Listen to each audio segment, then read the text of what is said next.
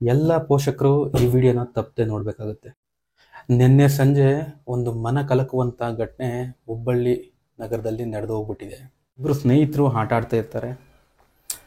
ಯಾವುದೋ ಒಂದು ಕ್ಷುಲ್ಲಕ ಕಾರಣಕ್ಕೆ 6ನೇ ತರಗತಿ ಓದ್ತಿದ್ದಂಥ ಬಾಲಕ ತನ್ನ ಮನೆಗೆ ಹೋಗಿ ಚಾಕು ತಂದು 9ನೇ ತರಗತಿ ಓದ್ತಿದ್ದಂಥ ತನ್ನ ಸ್ನೇಹಿತನಿಗೆ ಹಾಕಿದ್ದಾನೆ. ಈ ಹುಡುಗನನ್ನು ಹುಬ್ಬಳ್ಳಿ ಕಿಮ್ಸ್ ಆಸ್ಪತ್ರೆಗೆ ಸೇರಿಸಿದ್ದಾರೆ. ಆದರೆ ಅಷ್ಟರಾಗಲೇ ಈ ಬಾಲಕ ಸಾವನ್ನಪ್ಪಿದ್ದಾನೆ. ಘಟನೆ ನಡೆದಿರೋದು ಹುಬ್ಬಳ್ಳಿ ನಗರದ ಕಂಬ್ರಿಪೇಟೆ ಪೊಲೀಸ್ ಠಾಣಾ ವ್ಯಾಪ್ತಿಯಲ್ಲಿ.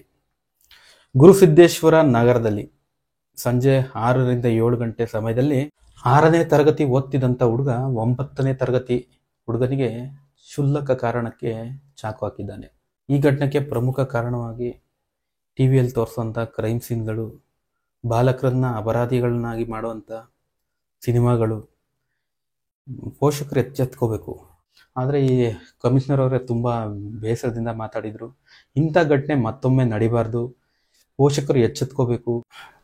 ನಾನು ಪೋಷಕರಲ್ಲಿ ಮನವಿ ಮಾಡ್ತೀನಿ, ಇನ್ನೊಂದು ಘಟನೆ ನಡಿಬಾರ್ದಂದರೆ ಪ್ರತಿಯೊಬ್ಬ ಪೋಷಕರು ತನ್ನ ಮಕ್ಕಳನ್ನು ಯಾವ ರೀತಿ ಆಟ ಆಡ್ತಿದ್ದಾರೆ, ಎಲ್ಲ ಆಟ ಆಡ್ತಿದ್ದಾರೆ, ಯಾರ ಜೊತೆ ಆಟ ಆಡ್ತಿದ್ದಾರೆ ಮತ್ತು ಏನು ಆಟ ಆಡ್ತಿದ್ದಾರೆ, ಸ್ಕೂಲಲ್ಲಿ ಆಗಿರ್ಬೋದು ಮತ್ತು ಹೊರಗಡೆ ಆಗಿರ್ಬೋದು, ಮನೆ ಅಕ್ಕಪಕ್ಕದ ಜನ ಯಾವ ರೀತಿ ಇದ್ದಾರೆ, ಯಾವ ರೀತಿ ಅವರಿಗೆ ತಿಳುವಳಿಕೆಯನ್ನು ತುಂಬಬೇಕು.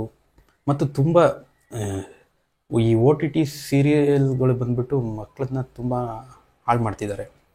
ಅದರಿಂದ ಈ ಟಿವಿಯಿಂದ ಸ್ವಲ್ಪ ದೂರವಾಗಿಡಬೇಕು ಮಕ್ಕಳನ್ನ. ಪೋಷಕರು ಏನೋ ಒಂದು ಥ್ರಿಲ್ಲಿಂಗ್ ಸಿನಿಮಾ ನೋಡಬೇಕಾದ್ರೆ ಮಕ್ಕಳು ಖಂಡಿತವಾಗೂ ಕಣ್ಣಿಕ್ಕಿರ್ತಾರೆ. ಅದರಿಂದ ದೂರ ಇಟ್ಟು ಮಕ್ಕಳನ್ನ ಅತಿ ಜಾಗೃತಿಯಾಗಿ ನೋಡ್ಕೋಬೇಕಾದ್ದು ಹೆತ್ತವರ ಕರ್ತವ್ಯ ಆಗಿರುತ್ತೆ. ದಯವಿಟ್ಟು ಇನ್ನೊಂದು ಈ ಥರ ಘಟನೆ ಹುಬ್ಳಿ ಈಗ 6-7 ವರ್ಷದ ಮಕ್ಕಳೆಲ್ಲ ಕೊಲೆಗಾರ ಆಗಿಬಿಟ್ರೆ ಈ ಸಮಾಜದಲ್ಲಿ ಪೋಷಕರು ತಲೆ ಎತ್ಕೊಂಡು ತಿರ್ಗೋಕ್ಕಾಗಲ್ಲ ಮತ್ತು ಅವರ ಲೈಫೇ ಹಾಳಾಗುತ್ತೆ.